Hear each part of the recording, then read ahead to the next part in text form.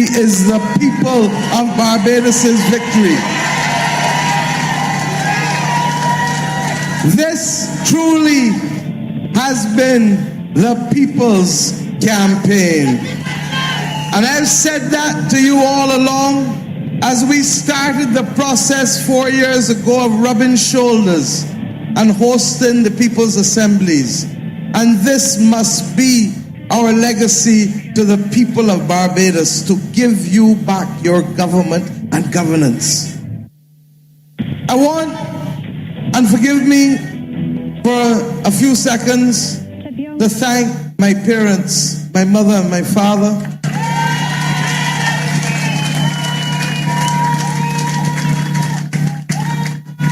My brothers and my sister and my extended family. This has not been an easy road for them, and I'm conscious for every single politician who is on this stage. And we heard Prime Minister Stewart refer to it tonight too. Families are collateral damage in public life, and I therefore have to thank them for enduring much of what has happened when we choose to offer public service. But I want to thank my campaign manager, Jerome Walcott. Come forward, sir.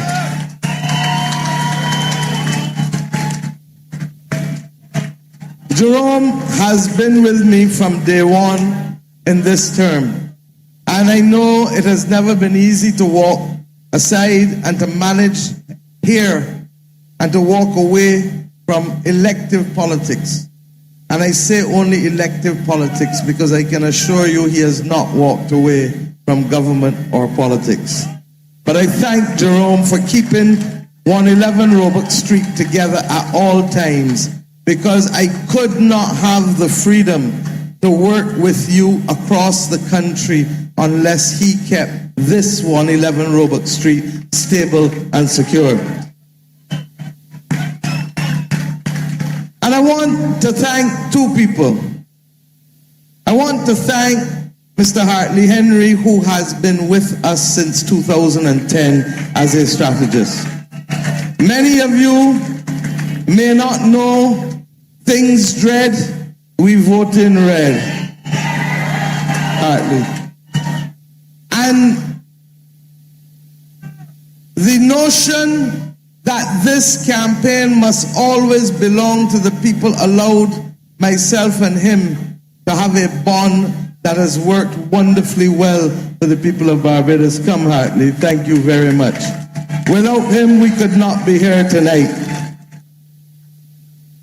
Thank you.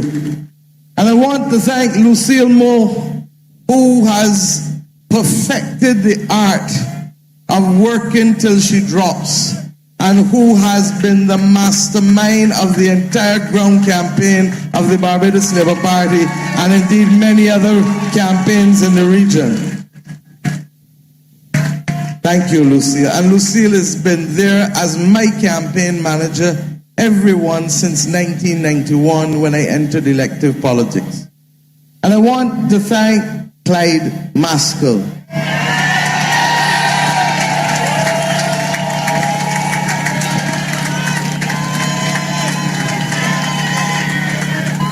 Clyde has been at my side policy-wise since 2007. We spent a weekend together in Washington. And it was at that point we realized that we were kindred spirits on policy. But Clyde has been able to anchor much of what we're doing, and I thank him for walking this journey with me.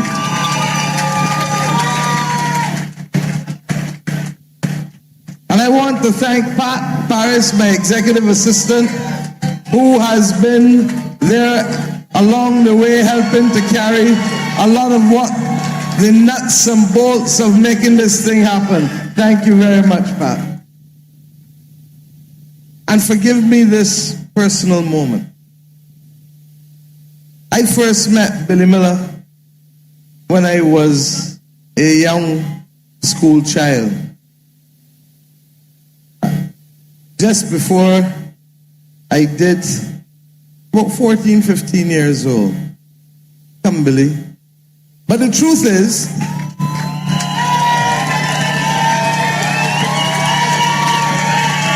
the one moment that stands in my memory was when I walked into her house the Saturday when I got back my A-level results, and she looked at me and she shook her head. She never stopped doing what she was doing over the kitchen sink, and she said, "You did exactly as you said you would do. Not good enough." And Billy has since then been a source of inspiration and a mentor for me in public life. And I can think of no more fitting time for me to thank her publicly for the last 29 years as a member of this great political party. Hers has been an example of simply class and dignity. Thank you. So my friends, I also want to congratulate George Payne, who is not here, my chairman, and to thank George for the leadership that he has displayed of this political party over the course of the last 2.5 years as its chairman. We could not walk this journey unless we walked it as a united team. And I thank George wherever you are in St. Andrew tonight, my brother. I look forward to seeing you in the very, very near future in the next few hours. I want to thank my members of parliament. I want to thank those who have been re-elected, but I want to welcome to the House of Assembly those who have never served in the House of Assembly.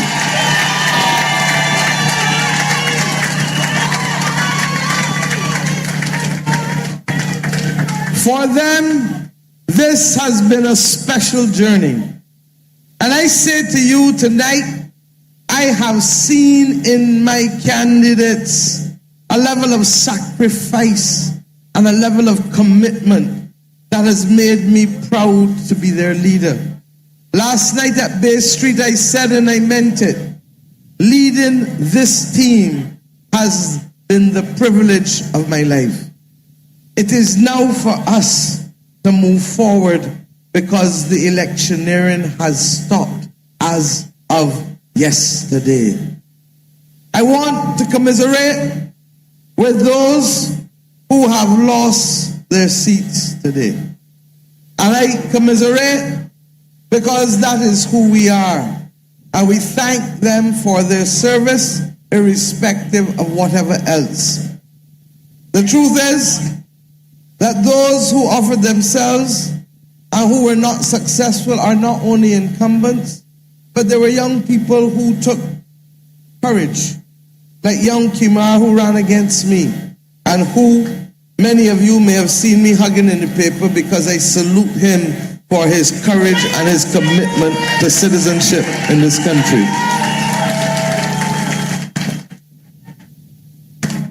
I urge them to continue in the spirit of service and in bipartisanship in helping us rebuild this country. Barbados, my friends, has always prided itself on the seamless ability to be able to move from one government to another. In America, there's a long interregnum before presidents are sworn in. In our case, that is not so. We get to the task immediately. And that, for us, is good as a small nation. But as we do that, I ask you, our supporters, to recognize that there can be no time for gloating and no time for unwarranted moaning or groaning. We are one people. We are Barbadians.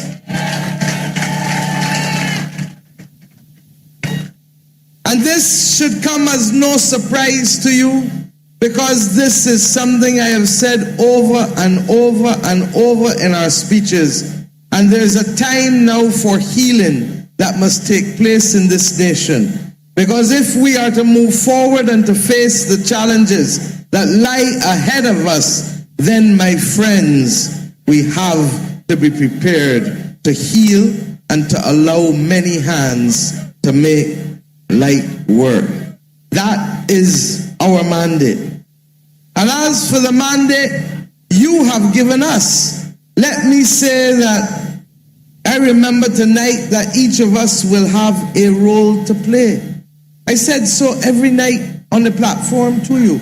And I said it's not going to be overnight. And I pulled the speaker each night to remind you that many hands make light work. And that we shall do this, the rebuilding of our Barbados, together as a people. Guided by this mandate, which is overwhelming, we are conscious that we have to get to the task immediately. And in our manifesto, we set out the difference between things that are mission critical and things that are transformational. Mission critical simply means we have no time but to get to the task. And there are few that I remind you of tonight, even though the morning is early. One, we have to reverse the rapid decline in our foreign reserves as a matter of urgency as we go forward to pay foreign debt this month. And we have to deal with our debt. Against this background, we shall release today the IMF Article 4 report so that Barbadians may see an independent assessment of where we truly are. Secondly, we have to revitalize our social partnership, which has effectively not met regularly and meaningfully in the last few years. We cannot do this without bringing the labor unions and the private sector and the NGOs and the churches to the table. And while the central governance of our nation will occupy the attention of the main social partnership, we have committed to a committee of social justice that must include the churches and the non-governmental organizations along with the unions and the private sector. We have also committed, my friends, to relieving the noose of taxes from amongst your necks. For we recognize that if this economy is to grow again, then Bajans must have access, Clyde, to greater disposable income. And we gave you a commitment that within the next few months, that will be business number one for us. And as of next week, we convene the mission critical team to deal with the South Coast Sewage Project. Barbados cannot be seen as a country that lays and does nothing while sewage flows on our streets and into our waters, because this is not who we are, and we cannot pay our bills if we allow this situation to continue. And we have committed that we need to get buses back on the road, because Bajans must be able to have a reliable transport system. And that will be a combination of fixing buses as well as buying buses as a matter of urgency so you can get to work and get to wherever you have to go. And finally, we have committed to dealing with the garbage trucks as a matter of urgency. And as it relates to the pensioners, we have told you we will raise the minimum contributory and the minimum non-contributory pensions as a matter of urgency. And we will consult with the Ministry of Finance and the National Insurance Board to do so, because our pensioners must be able to live in this country.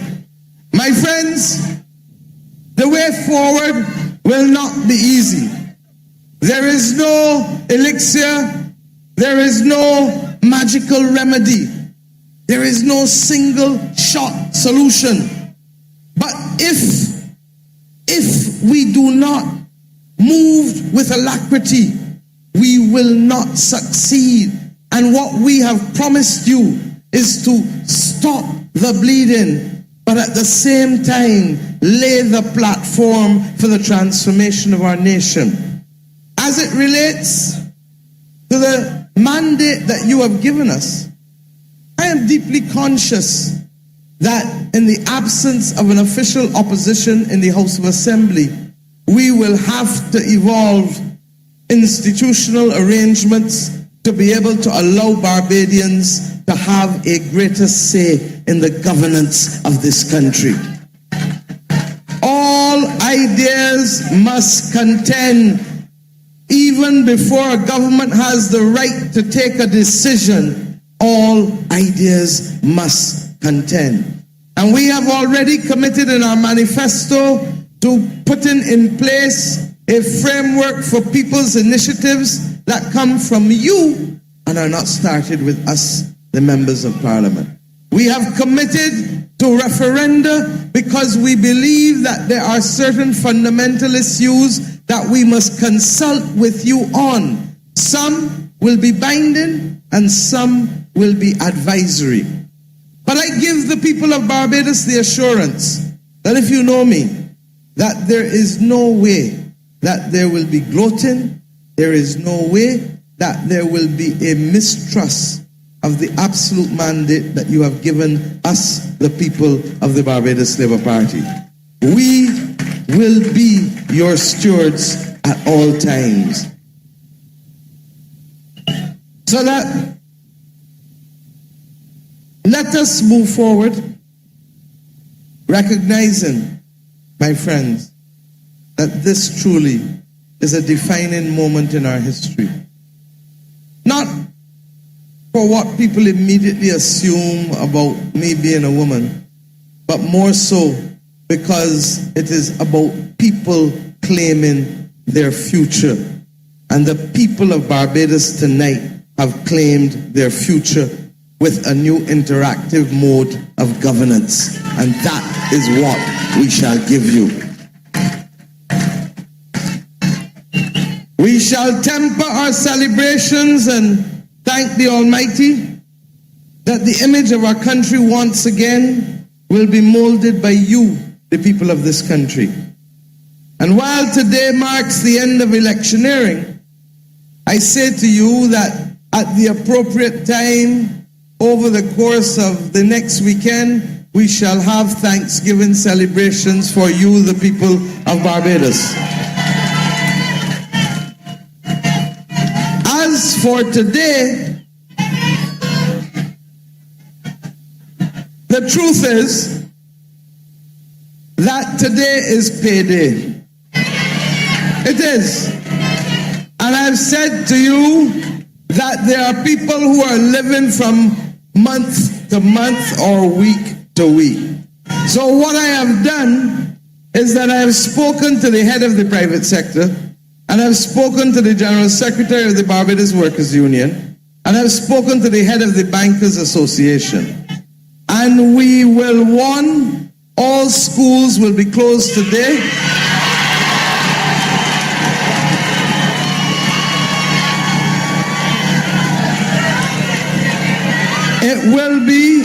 It will be nigh impossible for the Electoral and Boundaries Commission to ready schools for school in the morning. So there will be no school today, Friday, the 25th of May. Secondly, because it is payday, we are conscious that we cannot have a bank holiday, but we have urged our employers, and they have agreed, that all business, with the exception of the banks and supermarkets who will deal with it in their own time, all businesses should shut by 1 p.m. today, because most of you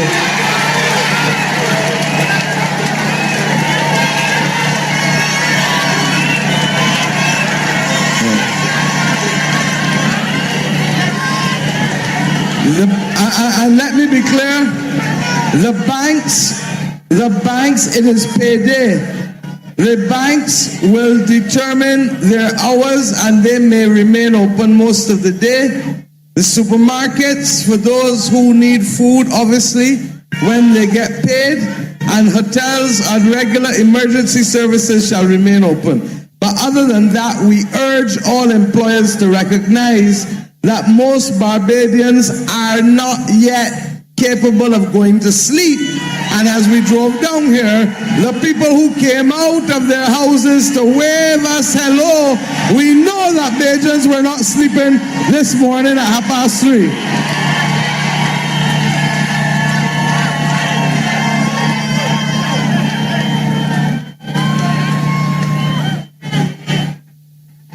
Finally, my friends, finally, we are here. And may I say, I wish I could have the luxury of saying that I will have a half day, but tomorrow is all work. Today is all work for me, because a cabinet must be appointed before Monday.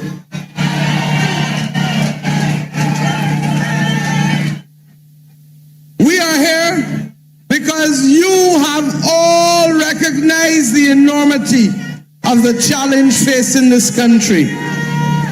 And while I ask you, my friends, while this may be the greatest challenge of our lifetime, I believe that it will also go down in the annals of history as the greatest of achievement of Barbados once we work together.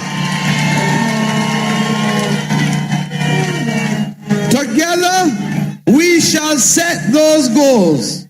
Together, we shall implement the People's Manifesto. And together, we will write our names on history's page. We shall be strict guardians of our heritage, and we shall be firm craftsmen of our faith. Good night, good morning, good whatever. Thank you, the people of Barbados. We love you.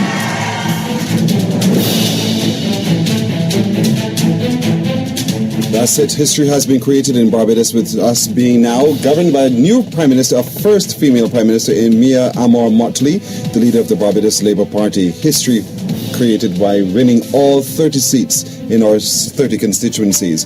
A big thank you to our guests today, Corey Sandiford, who is a research consultant with Cadres.